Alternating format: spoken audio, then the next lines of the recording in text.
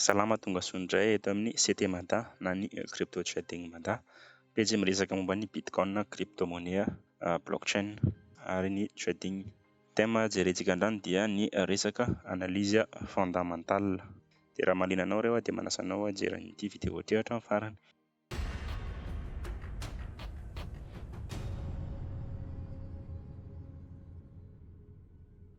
Mahalalaka an'io fanontaniana io zany dia mila fantarintsika aloha zany ina daholo ny analyse tokony atao raha hanao trading zany. Dia misy anankiroa izy ireo dia ny analyse technique dia ny analyse fondamentale.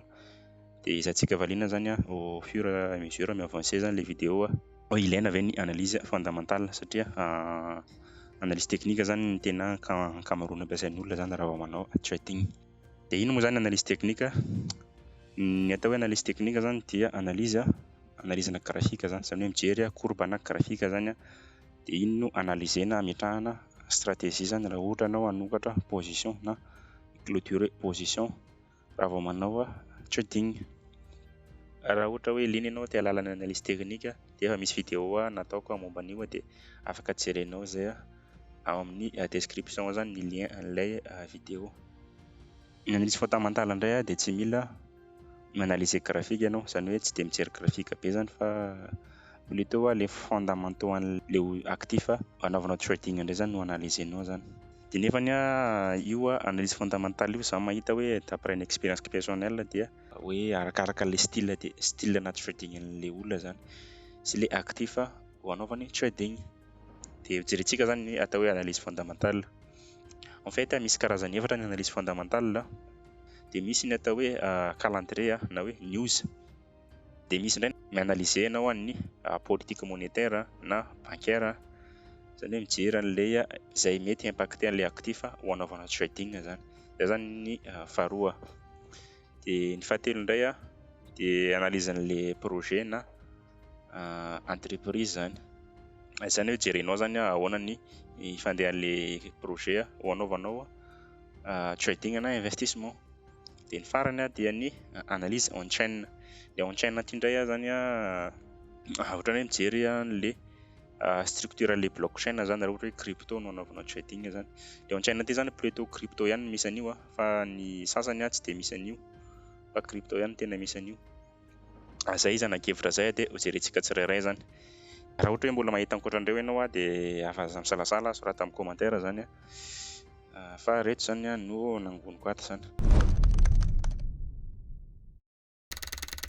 Dia ny resaka calendrier sy ny news zany no jerentsika voalohany.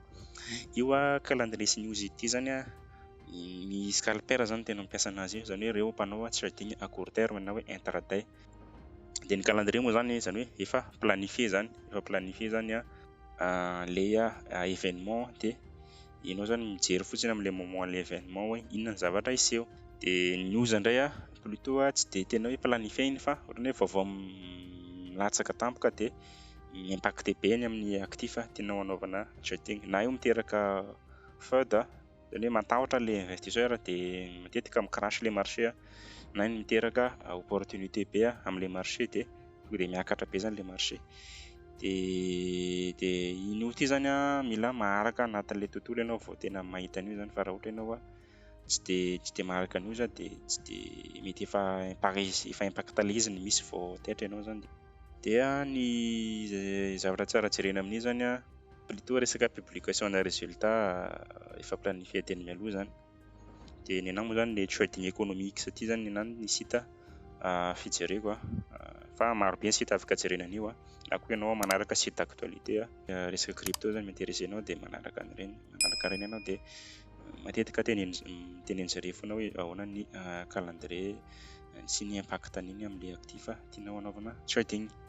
Zay le resaka calendrier. Exemple amin'io calendrier économique io zao ohatra hoe mivory zao ny Fed, Federal de Reserve américaine zany, Jerome Powell zany ohatra hoe mivory zareo dia avy vita fivorian'izareo dia hanao publication an'ilay résultat zareo. Dia ohatra hoe resaka taux d'inflation any États-Unis ohatra le résultat ho andrasanao ohatra hoe tamin'ny mois de février ohatra, zao mois de mars zareo manao publication De matetika iny raha ohatra hoe miakatra le taux d'inflation de ratsy iny ho ana marché zany satria manimba marché. Ohatra hoe midina iny de positif kokoa zany ho an'le marché. De iny zany analysenao zany arakaraka le pairana devise anaovanao actif anaovanao arakaraka le actif anaovanao trading.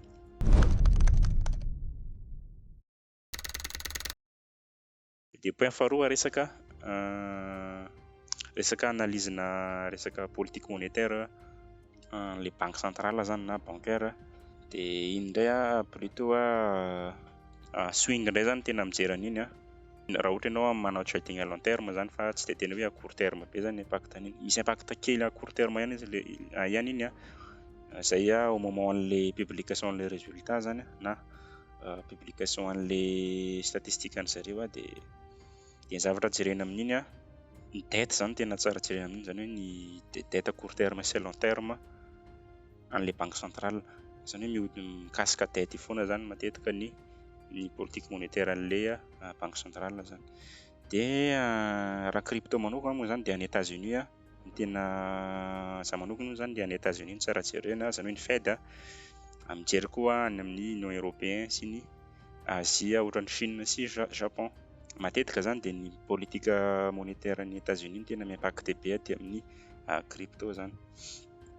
Raha forex moa ny ataonao de arakaraka le devise anaovanao trading zany. Raha ohatra hoe manao trade ny dollar canadien ianao de plutôt ny politique monétaire ny banque centrale any Canada zany tokony jerenao ahoana ny évolution ny politique monétaire an'zareo.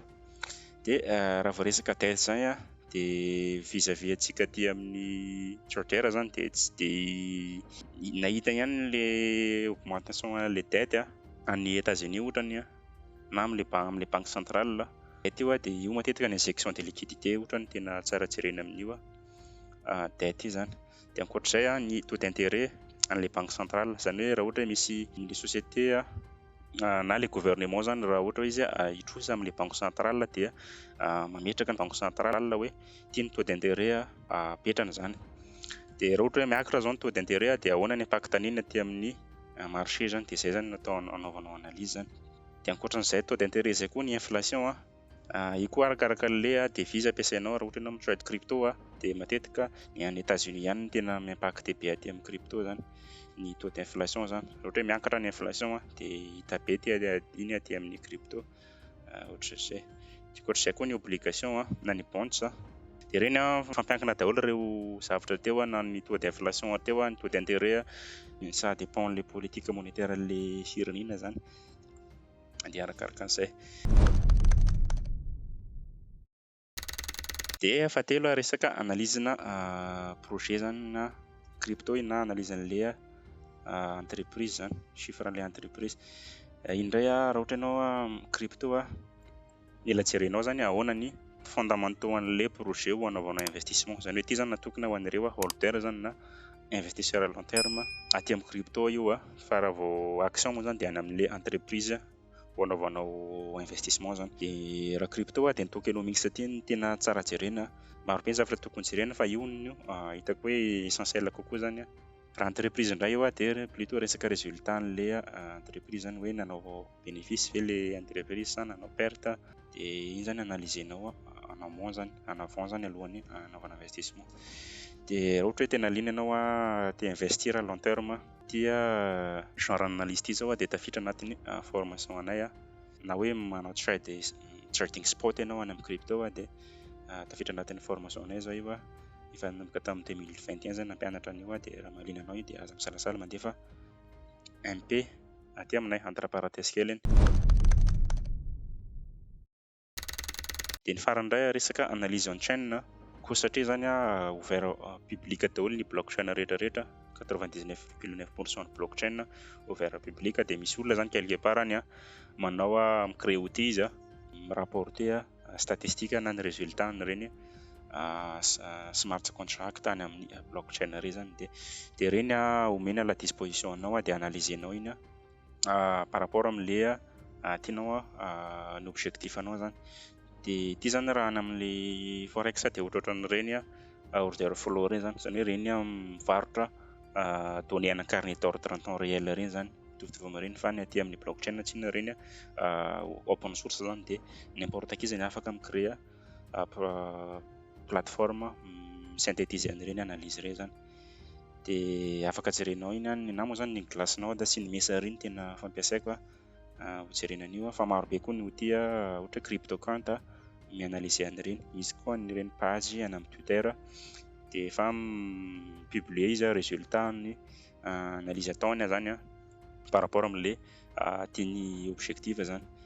Dia ohatra amin'izao resaka te hijery zao anao ohatra hoe ahoana ny comportement ny mineur Bitcoin zany satria ny minage ny impacte be amin'ny prix-na Bitcoin dia afaka jerenao any amin'ny glace-nao zany dia raha mahaliana anao io ao amin'ny description ny lien an'le vidéo afaka jerenao zany momba an'io analyse on chain io raha tsy diso dia misy type n'analyse anankiefatra nataoko dia ohatrohatr'izay zany ny resaka analyse fondamentale zany.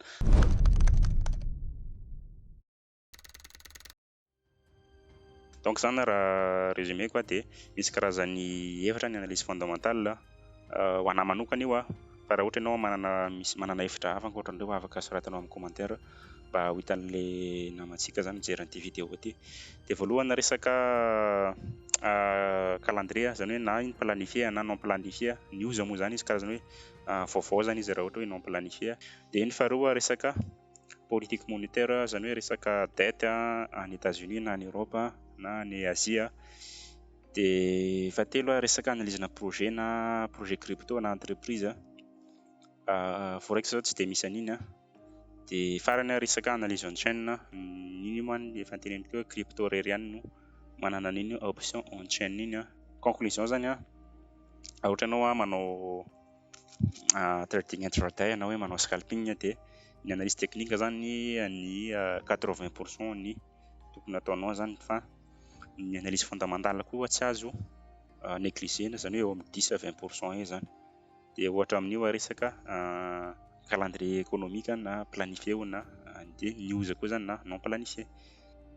Ohatra ianao manao swing zany hoe plutôt long terme kokoa zany le trading ataonao na ny investissement ataonao dia ny analyse technique zany hitako hoe tsy dia tena hoe ilaina be zany. Zany hoe entre 20 à 30% eo zany fa ny fondamentale hitako hoe mi-compte be satria ianao miviser à long terme zany.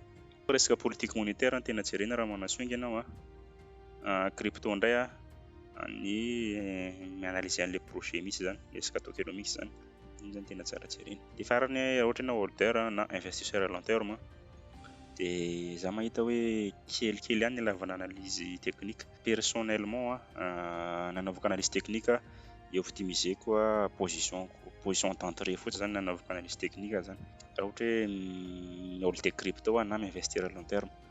Fa ny analyse fondamentale zany tena mibahana ao anatiny indrindra fa ny resaka analyse-na projet zany sy ny resaka politique monétaire any États-Unis.